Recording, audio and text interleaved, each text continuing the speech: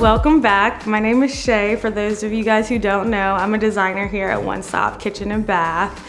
And today we are just a jump, skip, and hop away from our Waldorf showroom at my lovely client's newly remodeled kitchen.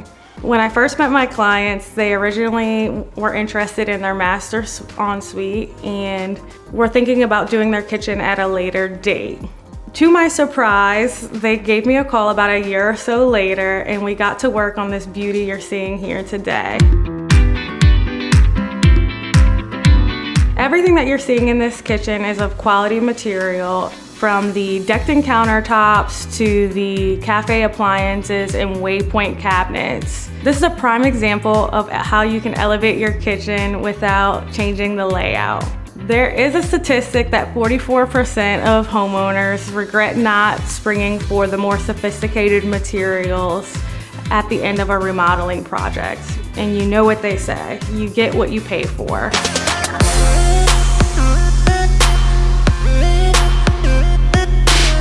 When consulting with my clients, I try to set a realistic expectation, and sometimes that means that some things just aren't worth the compromise. You know what they say, you get what you pay for.